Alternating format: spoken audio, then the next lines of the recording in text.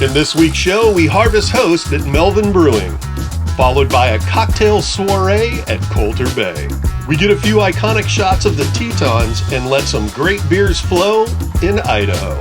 This is like top 3 breweries for this year. So let's hook up this train and get things rolling.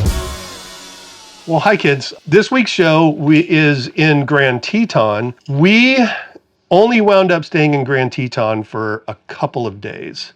And why is that? We didn't even know we were going to Grand Teton until we met up with Joel and Tanya from This Is Our RV Venture, right? No, This Is Our Adventure. This is Our Adventure. And they mentioned that they were meeting some other YouTubers in Grand Teton on a certain weekend, and it just kind of happened to be when we were going to be in that area. So I made reservations, but everybody else was there for about 4 days. I was only able to get 3 days. We couldn't quite make reservations all line up, so we wound up having to do a harvest host one night, and we did a harvest host at Melvin Brewing. Thoughts on Melvin Brewing? It was fascinating.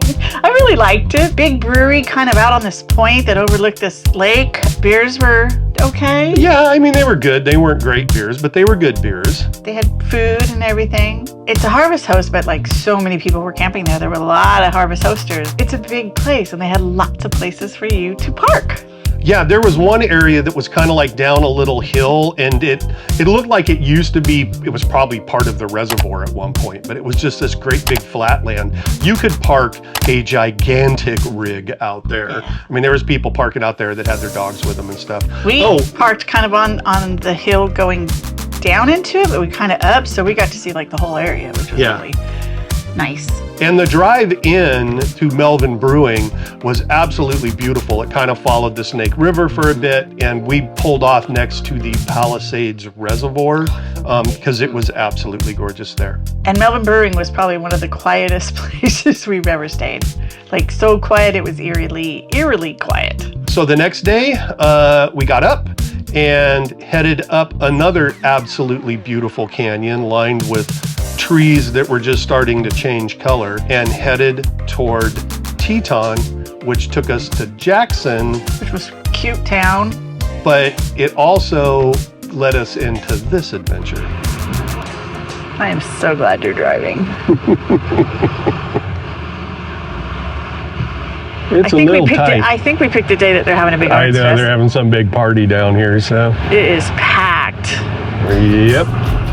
All right, so that was on our way into Jackson, but when we came back out, we discovered that we could have avoided all of that nightmare of tight streets in downtown Jackson because there's a truck route that will bypass all of that.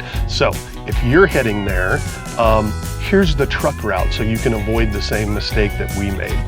The route that we took to get in was just staying on Highway 191. Here's the part of town where things got really tight. For the truck route, come in on Highway 191 and then turn left on North Millward Street. Take that down to Merrill and make a right, which will join you back up at Highway 191, bypassing the tight downtown section. Once we got into Grand Teton, you should know that there's one like main camping area in Grand Teton, and that's where? Colter Bay.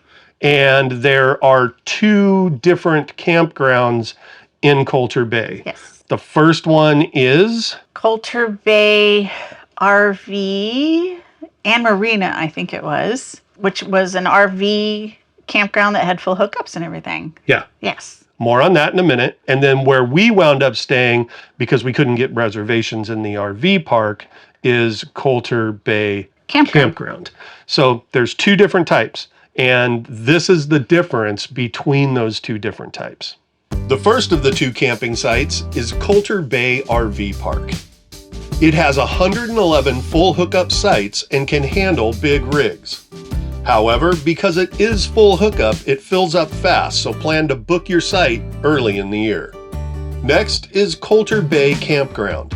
The campground is mostly dry camping. The only exception to that is Loop J, which does have electric-only sites. Since it is dry camping, plan to pack in your water, or you can fill at the entrance to the campground. We stayed in Loop O, which the camp host told us was the best loop because it has a small walk down to the beach on Jackson Lake. There's a few sites that say they can take rigs up to 50 feet, but the challenge is going to be navigating the ends of the loops. We have a 35-foot fifth wheel, and it was tight for us. Just go slow.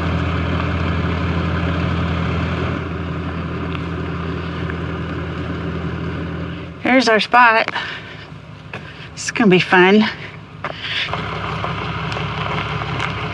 So once again, we've managed to get the square peg in the round hole.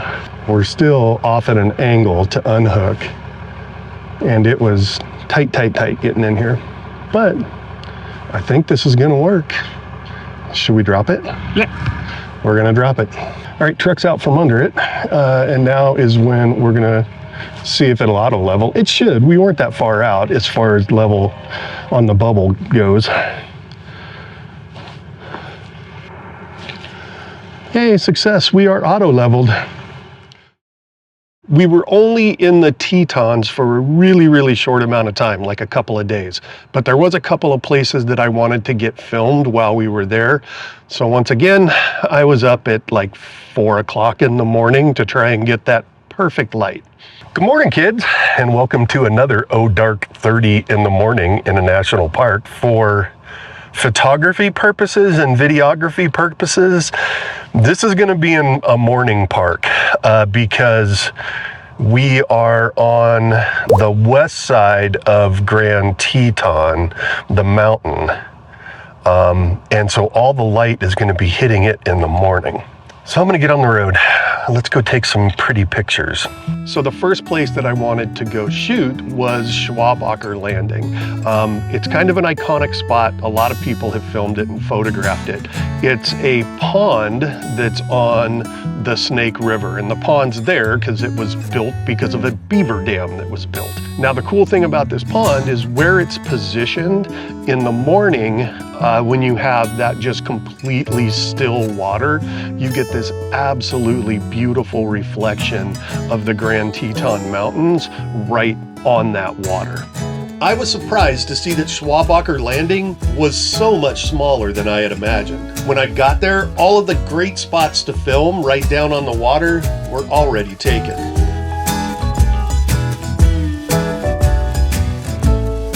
As the sun rose behind me, it gently infused the clouds with color. But then, it painted the Tetons with fire.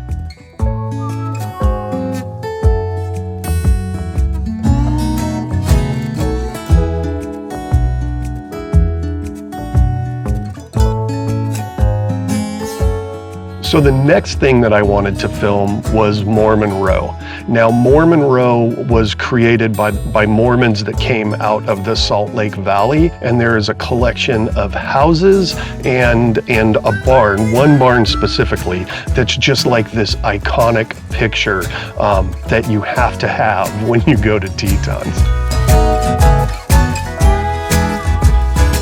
First at Mormon Row was a couple shots of the pink house. Then it was time to get that iconic shot of John Moulton's barn.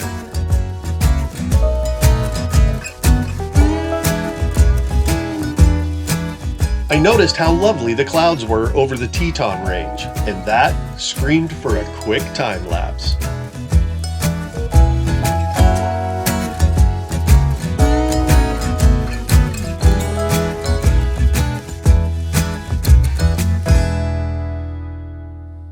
So just finished up at Mormon Row and did it in a lick of time because the tour bus just showed up, and this place is going to be crawling with tourists in no time. A couple of tips on shooting some stuff around here. If you're going to do Schwabacher's Landing, you're going to have to get up really early in the morning to do it. I was out there just as light was starting to hit, and all of the good spots down by the water were taken. And I would do it in that order. I would do Schwabacher's Landing first, and then come over here to Mormon Row, because the lights The light's good here longer. There's a very short window over at Schwabacher Landing where you have this nice red cast on the rocks. So yeah, that's my suggestion. All right, I think I'm heading back to go grab some breakfast.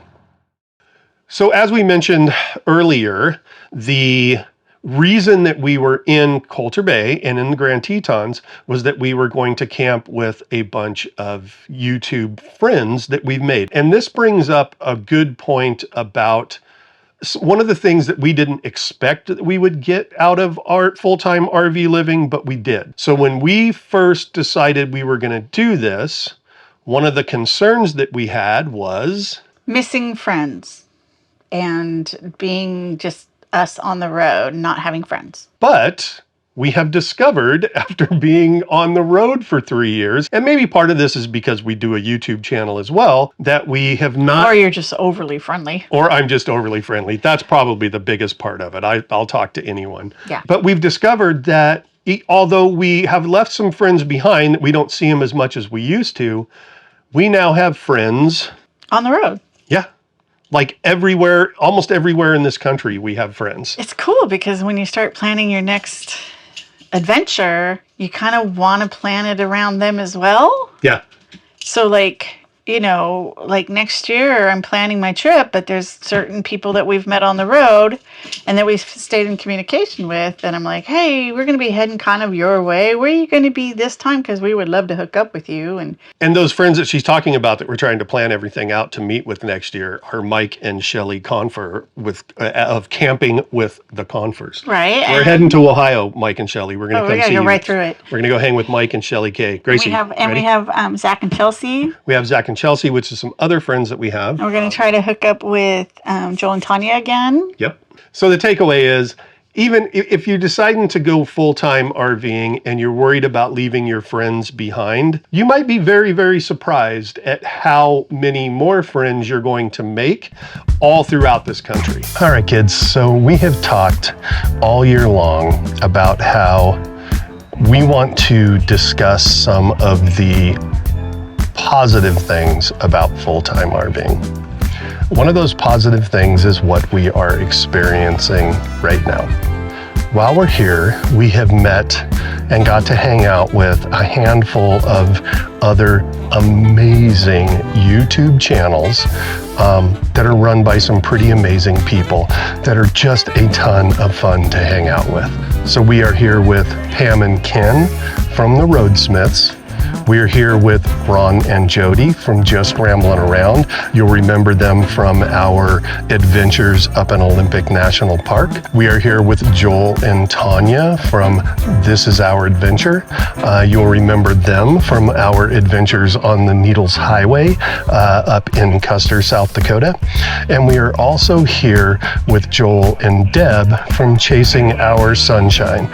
And I mention all of these channels because I'm going to link them below, and I would like for you guys to go and check out their channels. This again is one of the most amazing things about being full-time RVers. These are all friends that are all over the country, and we now have friends that are all over the country, and we have an opportunity to hang out with them. And we would have never met these amazing people if it had not been for the fact that we decided to full-time RV. So, yeah, I just wanted to say that because we're having such a great time with them.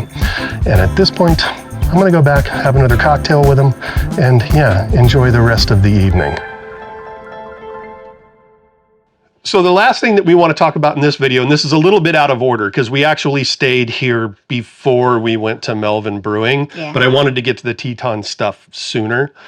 We stayed at an RV park in American Falls, Idaho. What was the name of it? Willow something? Willow Bay. Willow Bay Resort Campground and Marina. It's a marina because it was right on the American Falls Reservoir. This place, I think, had the longest campsites that we have seen all year long. Yeah. I mean, there was enough room for our rig, our truck, and you could have probably put another 30-foot rig behind us. Yes. They were just giant long. And huge spaces between the campgrounds. Yeah, so very, very big and luxurious. Not a lot of, there's no swimming pool. There's no amenities except for full hookups and everything. But your view of the reservoir was gorgeous. It was mostly quiet, like very quiet, mostly. Except for, of course, those of you that RV know this, every single RV park is parked right next to a busy rail line. It wasn't bad. No, because they actually moved through that area really fairly well, the trains were going fairly slow, so they weren't making a bunch of noise, and they weren't blowing their horns like crazy. No. So, but just know, there's a rail line there. It's about 20 miles west of Pocatello. And the reason we mentioned Pocatello is because Pocatello had one of the most amazing breweries that we have been to this year. So here's a little bit of our adventure at Off the Rails Brewing. We are at a brewery in Pocatello, Idaho. That kind of saved our day. We left the campground, and the first thing that we wanted to do was for me to get a haircut.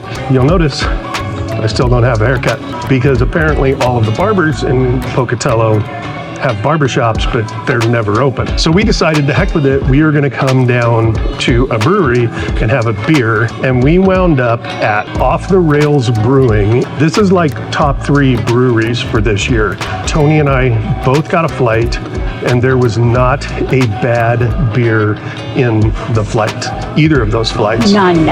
And then on top of that, the lovely bartender / beer tender, whose name is Jess, which, by the way, if you watch any of our other shows, you know that only the coolest waitresses and beer tenders are named Jess.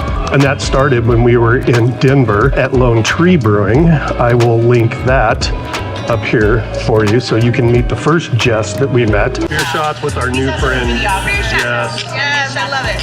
Yes. Talk about the beers you had. Every beer that I had here was amazing. The best, though, was something called a Spuma. It was a porter, and it was pistachio, chocolate, and cherry. And if you've ever had a cherry bomb candy bar, which was, by the way, as a child, my very favorite candy of all time, the beers here are stunning. I want to buy one of everything to take with me to share with people so they can see how good these beers are. If you are traveling through Idaho, leaving Yellowstone or leaving Grand Teton, stop in Pocatello and stop at this brewery, and you will not regret it. And make sure when you do stop here, you say hi to Jess, because she's pretty amazing. Thanks for watching. Please like, subscribe, and comment. And come back next Sunday for more of our RV adventures.